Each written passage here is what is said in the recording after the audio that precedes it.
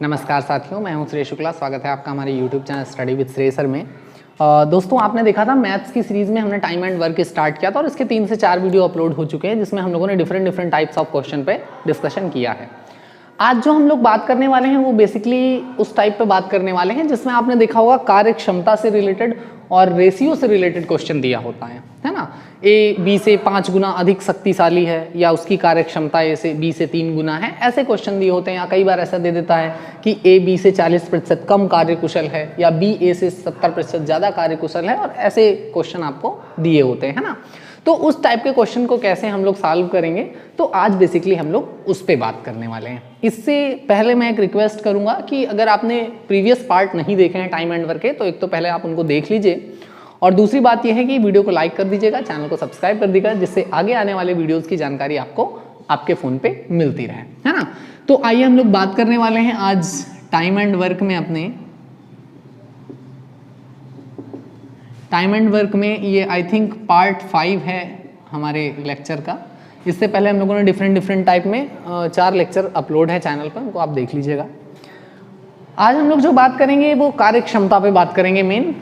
उससे पहले एक चीज़ आप समझ लीजिए कि यदि ए और बी कोई 2 व्यक्ति हैं, अगर इनकी कार्यक्षमता का अनुपात सपोज 4:5 है ना। ए की कार्यक्षमता है 4 और बी की कार्यक्षमता है 5। यदि इनकी कार्यक्षमता का अनुपात 4:5 है तो इनके द्वारा जो समय लिया जाएगा उसका अनुपात अगर आपको निकालना हो तो जस्ट अपोजिट हो जाएगा, वो हो जाएगा 5:4। एक छोटा सा एग्जाम्पल लेते हैं। सपोज हमने कहा कि ये आम है 20 और ए की कैपेसिटी है, ए की कार्यक्षमता है कि वो एक दिन में 4 आम खा लेता है, और बी की कार्यक्षमता है कि वो एक दिन में 5 आम खा लेता है। ये हम इनकी कार्यक्षमता का रेशियो कह सकते हैं, 4:5 है। अब अगर हम आपसे पूछें कि ये दोनों आम को खत्म करने में कितना समय लेंगे अलग अलग, तो जो 4 आम रोज खाता है उसे कितने दिन लगेंगे? 5। और जो 5 आम रोज खाता है उसे कितने दिन लगेंगे? 4। तो अब शायद आप ये बात समझ गए होंगे कि जो अधिक कार्यकुशल होगा उसे समय कम लगेगा और जो कम कार्यकुशल होगा उसे समय अधिक लगेगा। इसे ही कहते हैं टाइम एंड वर्क का इनवर्सली प्रोपोर्शनल मेथड या इनवर्सली प्रोपोर्शनल रिलेशन। किसका? वर्क एंड टाइम का, वर्क इफिशियंसी का और टाइम का। मतलब अगर इनकी कार्यक्षमता का अनुपात 4:5 है तो इनके द्वारा जो समय लिया जाएगा उसका अनुपात क्या होगा? 5:4। बिल्कुल ये चीज आप क्लियर रखिएगा, है ना। तो आइए एक छोटे से क्वेश्चन के साथ हम इसको डिस्कस करते हैं। आपके डिस्प्ले पे क्वेश्चन आ गया होगा। क्वेश्चन कह रहा है ए की कार्यक्षमता बी से 30% कम है। यदि बी किसी काम को 28 दिनों में समाप्त करे तो ए उसे कितने दिनों में समाप्त करेगा? देखिए, कह रहा है ए की कार्यक्षमता बी से 30% कम है। सबसे पहले हमने लिखा A/B। हमने माना बी की कार्यक्षमता कितनी है? 10। तो इससे 30% कम किसकी कार्यक्षमता है? ए की। मतलब ए की कार्यक्षमता कितनी हो गई? 7। यहां तक तो कोई दिक्कत नहीं होगी। रेशियो प्रोपोर्शन में इतनी छोटी छोटी चीजें बहुत अच्छे से आपने पढ़ी होगी, है ना।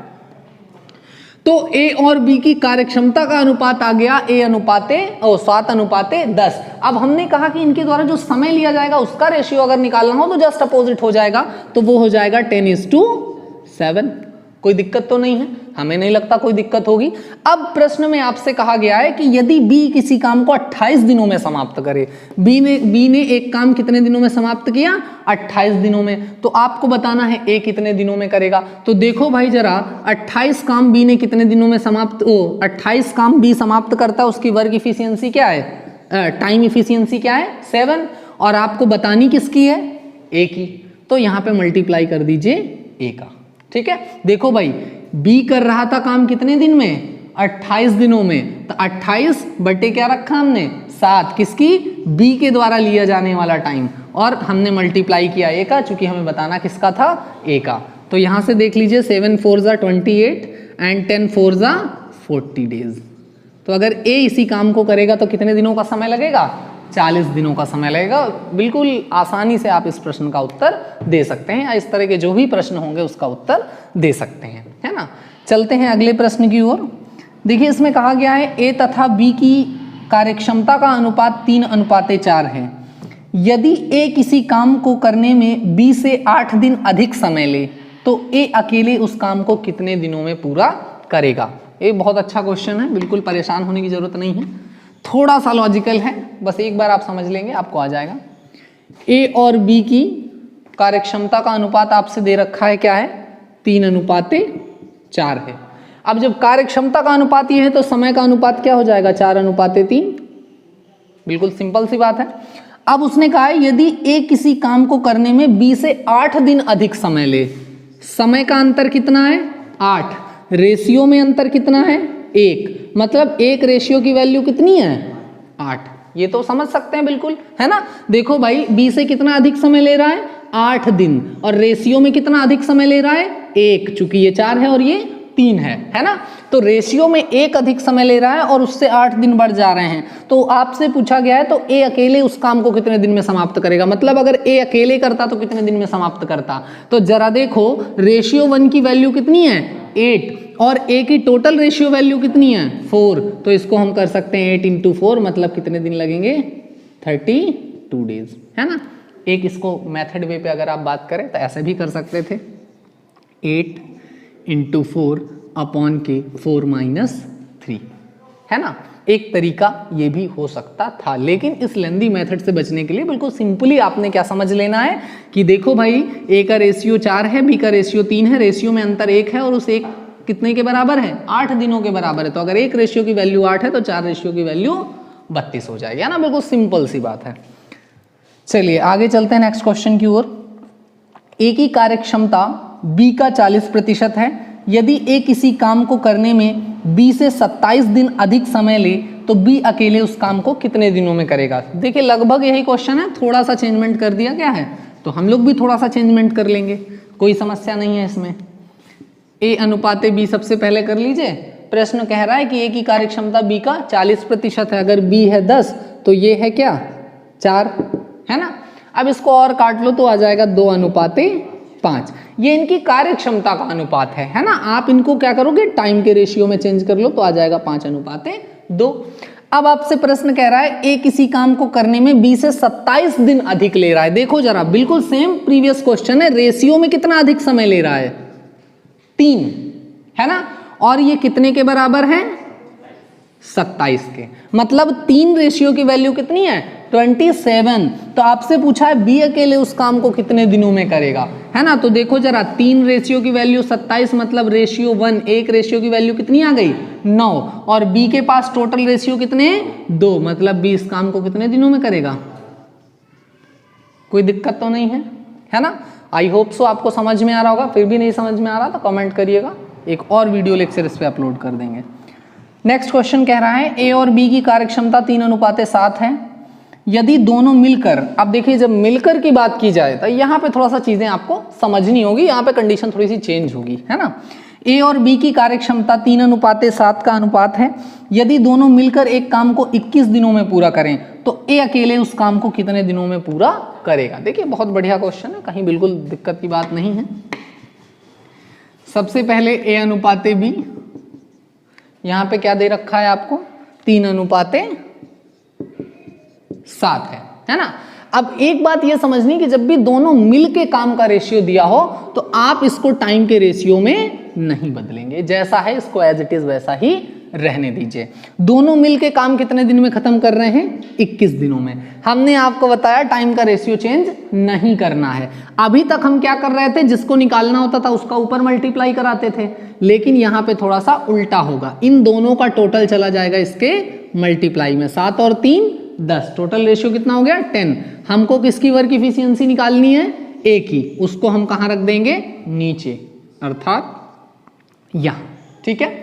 डिवाइड करेंगे 3 × 7 = 21, 7 10 में 70, ये आ जाएगा आपका आंसर। ध्यान रखिएगा ये तब होगा जब आपको जो आपका काम है वो दोनों एक साथ मिलके कर रहे हैं, तब आप ऐसा करेंगे। 2 परिवर्तन होंगे, एक तो इन दोनों का टोटल मल्टीप्लाई में ऊपर जाएगा और जिसका निकालना है उसको नीचे रख देंगे।